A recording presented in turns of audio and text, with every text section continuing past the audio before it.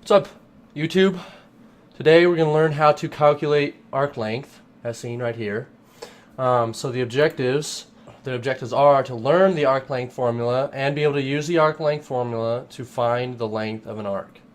All right, our first objective was to learn the formula for arc length. So the first thing we have to do, well, we have to make some assumptions. And the first thing we assume is that f prime of x exists, and that f of x is continuous on the interval from a to b. So now that we have those assumptions, or that we assume some things, we can figure out the formula for arc length. So it's the integral from a to b of the square root of 1 plus f prime of x squared. And that is the formula for arc length. Oh, hold up. Can't forget dx. So that's the formula for arc length. Alright, so let's move on to our first example.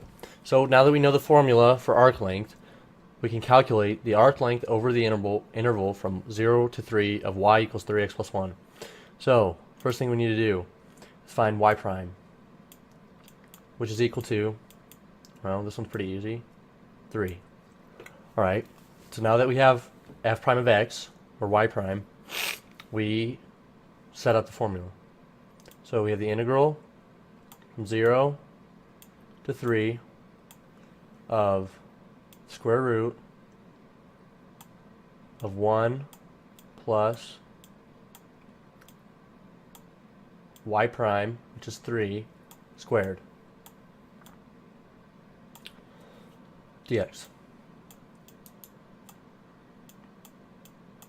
Now we have to integrate, or we can do the math. 3 squared is 9, plus 1 is 10, so the integral 0 to 3 of the square root of 10 dx.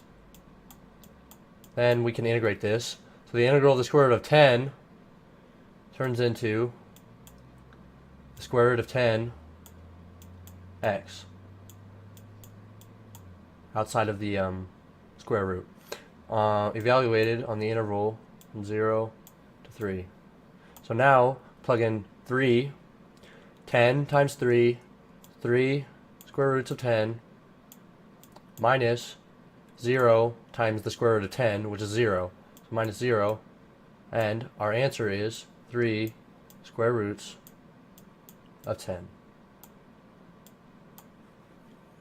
Right, so example 2 is using a calculator to approximate the length of the curve y equals sine x over the interval from 0 to pi. So we can set it up on paper, but then we're going to have to use the calculator because you can't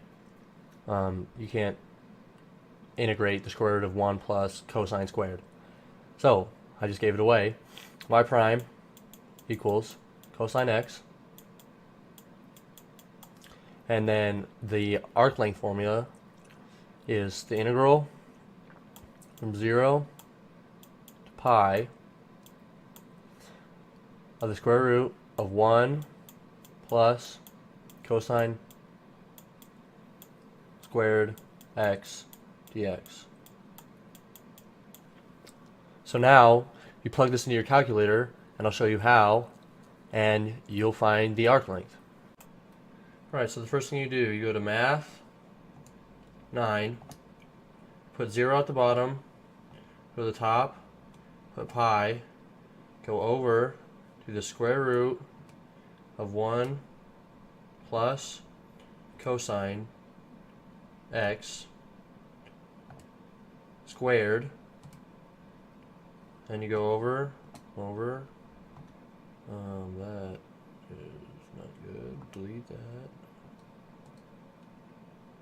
Oh, okay, and then you put the x right here, and enter, and then you get an arc length of 3.820197789.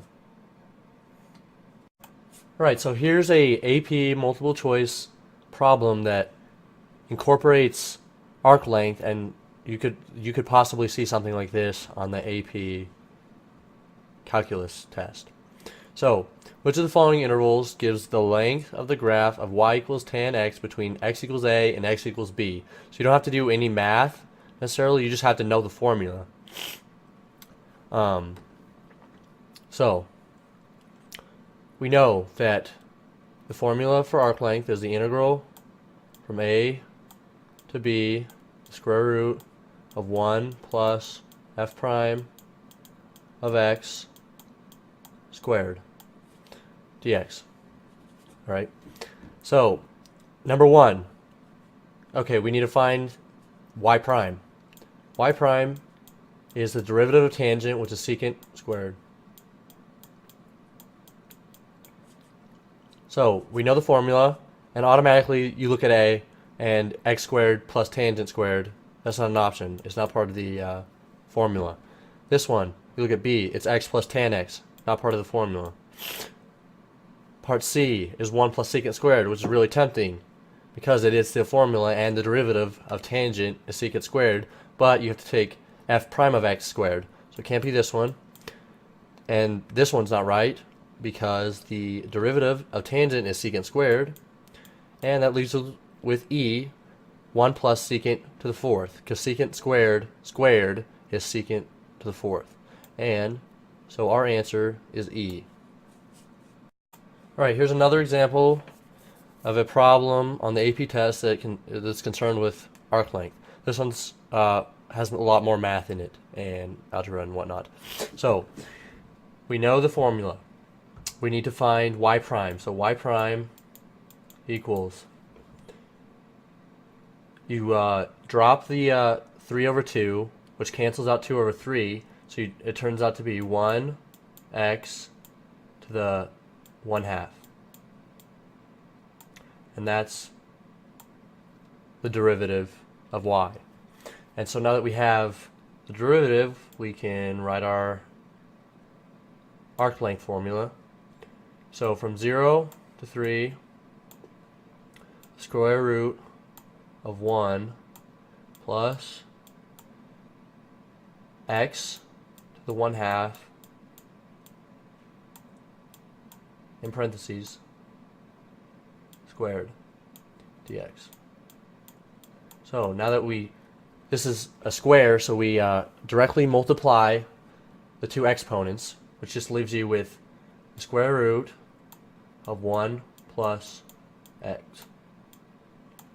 So now we have to integrate this. So we want to do u substitution. So u equals 1 plus x.